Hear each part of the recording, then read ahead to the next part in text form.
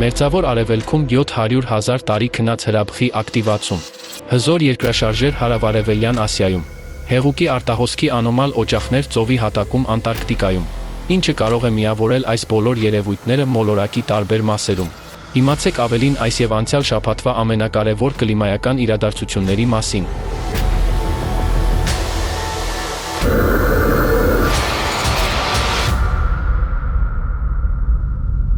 Նոր Զելանդիա։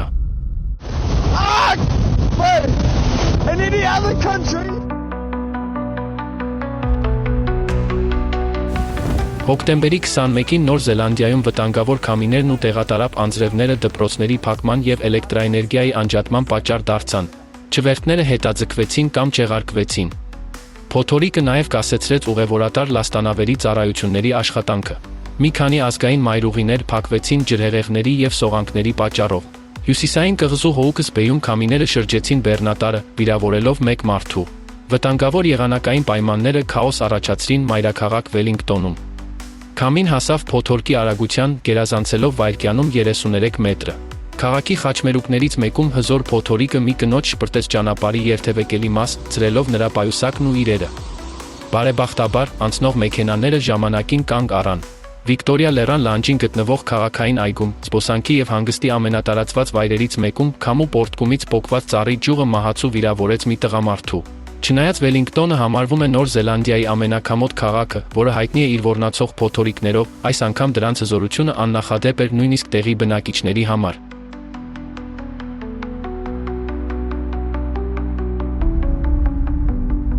Ֆրանսիա։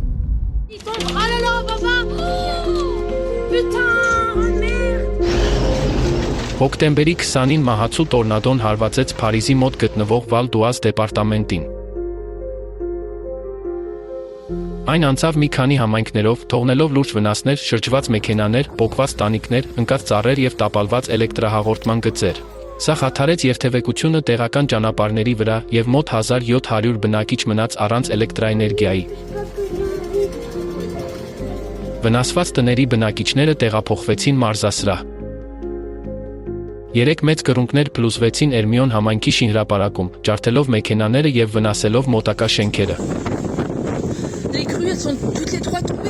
Մեկ մարդ մահացավ, 9 մարդ վիրավորվեց, որոնցից 4-ը ծանր վիճակում էին։ Ըստ Եվրոպական եղանակային վտանգների տվյալների բազայի Էրմիոնում տեղի ունեցած տորնադոն նախապես դասակարգվել էր որպես 2-րդ աստիճանի ըստ Ֆուջիտա սանդղակի, որը համապատասխանում է ժամում 180-ից 220 կմ քամու արագությանը։ Նման դեպքերը հազվադեպ են հանդիպում Վալ դ'Ուազ դեպարտամենտում։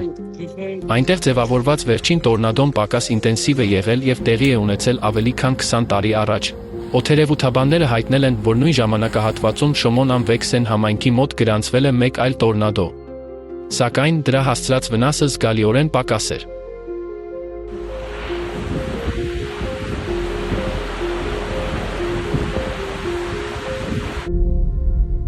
Բրազիլիա։ Հոկտեմբերի 18-ին մինչև 100 կմ/ժ արագությամբ ուժեղ քամիները հարվածեցին Բրազիլիայի հարավային եւ հարավ-արևելյան մի քանի շրջանների, ինչը հանգեցրեց էլեկտրաէներգիայի անջատումների եւ շենքերի վնասման։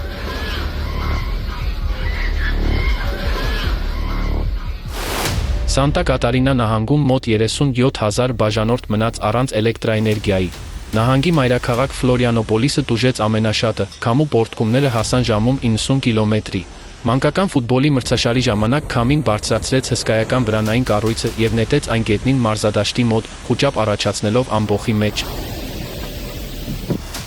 Միջոցառումը չեղարկվեց։ Սան Պաուլո նահանգում տեղի ունեցավ եւս մեկ միջադեպ։ Ռիբեյրաու Պրետո քաղաքում միջազգային լողապնյա թենիսի մրցաշարի ժամանակ քամու պոռթկումը պոկեց հանդիսատեսի տրիբունաների տանիքը։ 9 մարդ վիրավորվեց, որոնցից մեկը ծանր։ Մատան քաղաքում փոթորիկը տապալեց ծառերը եւ պոկեց բժշկական հաստատության տանիքի մի մասը։ Իսկ Մոնտի ապրազիվելում չեղարկվեց Ավիվա Մոնտե երաժշտական փառատոնը, բեմի եւ վրանների մի մասի փլուզումից հետո։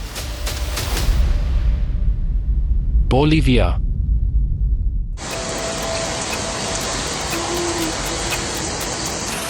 Հոկտեմբերի 16-ին ուժեղ անձրևն ու կարկուտը մեծ վնասներ հասցրին Տարիջա քաղաքին եւ նրա շրջակա տարածքներին։ Ջրի հզոր հեղեղները քանդեցին տարածքային պլանավորման վարչության շենքի պատը, վնասվեց նաև կենտրոնական շուկան։ Ընդամենը մի քանի րոպեում քաղաքի փողոցներն ու հրապարակները հեղեղվեցին եւ ծածկվեցին սառույցի հաստ շերտով, որոշ տեղերում կարգտահարության կույտերը հասան գրեթե 2 մետր բարձրության։ Տանիքներին կուտակված կարկուտն այնքան շատ էր, որ որոշները փլուզվեցին, այդ թվում տարածաշրջանային հիվանդանոցի, մի քանի դպրոցների եւ մանկապարտեզների տանիքները։ Չերկատո նահանգի գյուղական համայնքներում փոթորիկը ոչնչացրեց բերքը եւ զգալի վնասներ պատճառեց գյուղացիներին։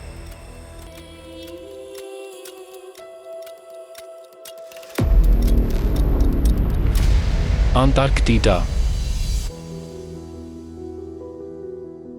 Անտարկտիդայի ծովի հատակի ուսումնասիրության ընթացքում զարմանալի հայտնագործություն է կատարվել։ Ռոսի ծովի ափամերձ գոտու ծովի հատակում գիտնականները հայտնաբերել են հեղուկների եւ գազերի արտանետումների բազմաթիվ աղբյուրներ։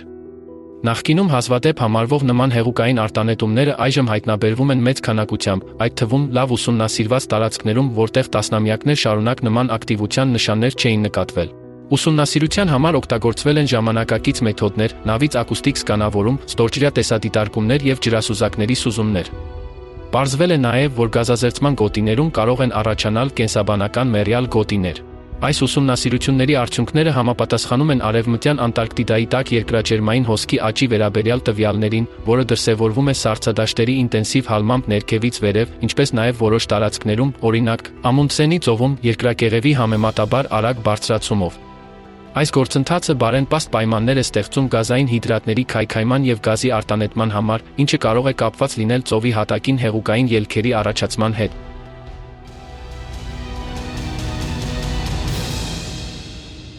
Իրան։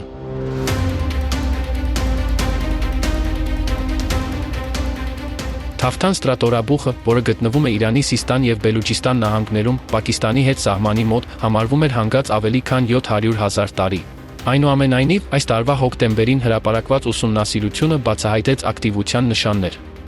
Արբանյակային դիտարկումների միջոցով Չինաստանից, Գերմանիայից եւ Իսպանիայից գիտնականների միջազգային խումբը գրանցեց 9 սանտիմետր բարձրացում նրա գագաթնակետում ընդամենը 10 ամսվա ընթացքում՝ 2023 թվականի հուլիսից մինչև 2024 թվականի մայիսը, մինչդեռ տարբեր գազերի ֆումարոլների արտանետումները հասել են օրական 20 տոննայի, ինչը վկայում է շարունակական մագմատիկ գազազերծման մասին։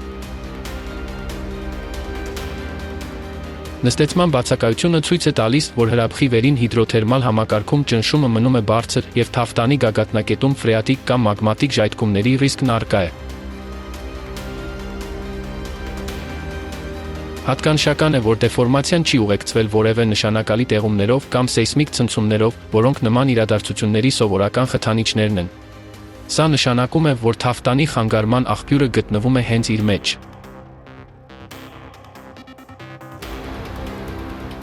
Գիտնականները կարծում են, որ դա առաջացել է կամ հիդրոթերմալ համակարգում տաք հեղուկների եւ գազերի կուտակումից, կամ ժամանակավոր մագմատիկ ներխուժումից։ Մալայզիա։ Հոկտեմբերի 15-ին Սելանգոր նահանգի Կուալա Լանգատ շրջանում ուժեղ փոթորիկ է տեղի ունեցել։ Տուժած գյուղերից մեկի գյուղապետը պատմել է, որ փոթորիկը հանկարծակի է սկսվել։ Երկինքը պարզ էր, եւ նա չէր սպասում, որ քամիները 5 րոպեում տասնյակ տներ կքանդեն։ Նա այն անվանել է իրենց գյուղում տեղի ունեցած ամենասարսափելի ողբերգությունը վերջին 50 տարվա ընթացքում։ Փոթորիկը առաջացրել է հզոր տորնադո, որը պոկել է տանիքները, քանդել պատեր եւ ցանկապատերը, ինչպես նաեւ ծռել մետաղական կառույցները։ Քամին տապալել է ծառերը եւ էլեկտրահաղորդման գծերը։ Նախակրթարանի տանիքի մի մասը փլուզվել է, խուճապ առաջացնելով աշակերտների շրջանում։ 11 երեխա վիրավորվել է, որոնցից 2-ը ծանր վնասվածքներ են ստացել, իսկ շենքը հայտարարվել է վտանգավոր։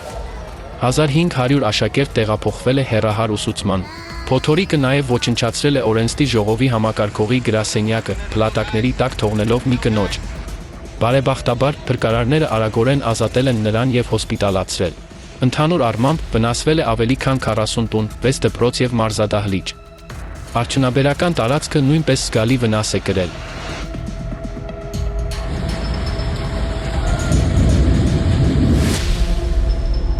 Ֆիլիպիններ։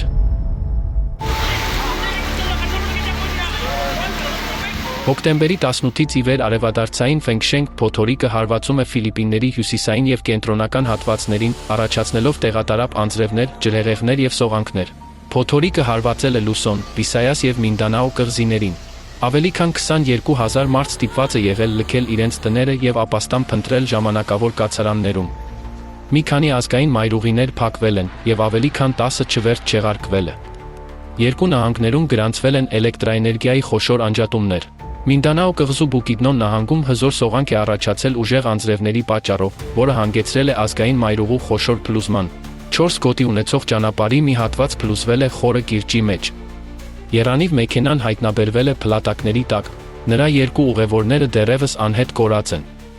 Մայրուղին փակվել է, և վարորդներին խորհուրդ է տրվել շրջանցիկ ճանապարհներ ընտրել, որոնք կավելացնեն իրենց ճանապարհորդությանը առնվազն 60 կիլոմետր։ Հոկտեմբերի 19-ին Քեսոն նահանգում տեղի է ունեցել ևս մեկ ողբերգություն։ Փոթորկի պատճառով հսկայական ծառ է ընկել բամբուկե տան վրա, ամբողջությամբ ոչնչացնելով այն։ Մեկ ընտանիքի 5 անդամ, այդ թվում 2 երեխա, զոհվել է։ Փրկվել է միայն 1 դեռահաս։ Փոթորիկը խլել է առնվազն 7 մարդու կյանք ամբողջ երկրում։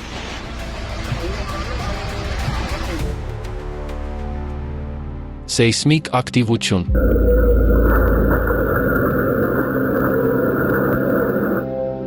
Անցյալ շաբաթ մոլորակը ցնցվեց հզոր ցնցումների հերթական շարքից, որոնցից յուրաքանչյուրը 6 կամ ավելի մագնիտուդ էր։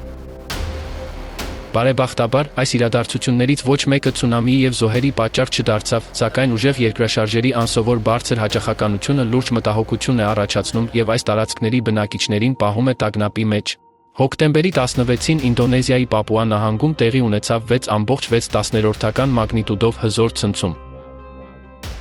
Էպիկենտրոնը գտնվում էր Սարմի շրջանում։ Տասնյակ շենքեր, այդ թվում բնակելի շենքեր, մի քանի եկեղեցիներ, շուկաներ և ենթակառուցվածքներ զգալի վնասներ կրեցին։ Հոկտեմբերի 17-ի առավոտյան Ֆիլիպինների Սուրիգաո դել Նորտե նահանգում տեղի ունեցավ 6 մագնիտուդով երկրաշարժ։ Սեյսմիկ իրադարձությունը սեպտեմբերի վերջից ի վեր կղզիների խմբում տեղի ունեցած ուժեղ ցնցումների շարքի վերջինն էր, մասնակի վնաս հասցնելով շենքերին։ Սեյսմիկ ակտիվության աճ նկատվեց նաև Դրեյքի լեռնանցքի տարածքում։ Հոկտեմբերի 10-ին այնտեղ գրանցվեց 7,6 մագնիտուդով հզոր երկրաշարժ, որին մեկ շաբաթ անց հաջորդեց ևս մեկ ուժեղ ցնցում 6,3 մագնիտուդով։ Կարևոր է նշել, որ տարածաշրջանում պատմության ընթացքում գրանցված է 7 մագնիտուդից բարձր ընդամենը 4 երկրաշարժ, որոնցից 3-ը տեղի են ունեցել այս տարվա առաջին 6 ամիսներին։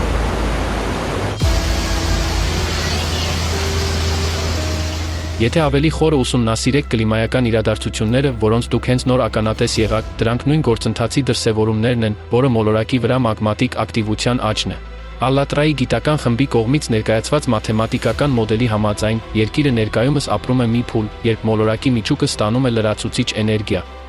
Այս ավելցուկային ջերմությունը փոխանցվում է թիկնոցը, տաքացնելով մագման և այն դարձնելով ավելի տաք և հոսուն։ Արդյունքում մագման սկսում է ընդարձակվել, քայքայելով ներքին կառուցվածքները և լցնելով հին հուներն ու դատարկությունները։ Այս ճնշումը փոխանցվում է լիթոսֆերային սալերին, և մենք տեսնում ենք սեյսմիկության աճ նույնիսկ այն շրջաններում, որտեղ նախկինում այն գրեթե գոյություն չուներ։ 5 մագնիտուդով ամենօրյա երկրաշարժերը դարձել են սովորական երևույթ։ Եվ վերջերս մենք նկատել ենք 6 և ավելի բարձր մագնիտուդով իրադարձությունների թվի կայուն աճ։ Իրավիճակը սրվում է օվկիանոսի միկրո և նանոպլաստիկով աղտոտվածության պատճառով, ինչը խաթարում է նրա ջրերի ջերմահաղորդունակությունը։ Օվկիանոսը մոլորակի բնական սառեցման համակարգն է։ Սակայն այժմ դրա գերտաքացող թիթեղներից ջերմությունը հեռացնելու ունակությունը նվազում է, ինչը անմիջականորեն ազդում է ինչպես կլիմայական, այնպես էլ գեոդինամիկական կատակլիզմների ինտենսիվացման վրա։ Արդյունքում, մեր ոտքերի տակ տեղի ունեցող գործընթացը կարելի է բառացիորեն համեմատել փակ անոթի, այսինքն մեր մոլորակի կեղևի մեջ եռալու հետ։ Ինչ եք կարծում, ինչ կպատահի, եթե փակ ջրով լի սրվակը նետեք կրակի մեջ։ Որոշ ժամանակ անց այն կպայթի։ Այնուամենայնիվ, այսօր նման բացասական սցենարը ոչ միայն կարելի է կանխատեսել, այլև կանխել։ Մենք կարողանում ենք վերահսկել հրաբխային ակտիվությունը, օրինակ պլանավորված գազազերծման միջոցով, երկրի կեղևում արհեստական ճնշման թեթևացման ալիքներ ստեղծելով։ Այս ամենն արդեն հնարավոր է այսօր։ Այնուամենայնիվ, գլխավոր խնդիրը տեխնոլոգիայի մեջ չէ, այլ հենց մեր մեջ։ Մենք, որպես մարդկություն, ունենք ամեն ինչ, բացի, թերևս, մեկ բանից, առողջ բանականությունից, մեր առկա գիտելիքներն օգտագործելու համար։ Ամենակարևորը հիմա պատասխանատվությունն է, յուրաքանչյուր անհատի պատասխանատվությունը, առողջ բանականությունը և ներկայիս իրադարձությունների նկատմամբ սթափ հայացքը։ Եթե մենք հասկանանք, թե ինչ է կատարվում, տեսնենք օրինաչափությունները եւ իմանանք, թե ինչպես կանխել դա, բայց շարունակում ենք լռել, ապա մենք կդառնանք մեղսակից այն ամենին, ինչ սպասվում է։ Ինչպես կարող ենք սա հասցնել մարդկանց։ Շատ լավ հարց է։ Մի լռեք։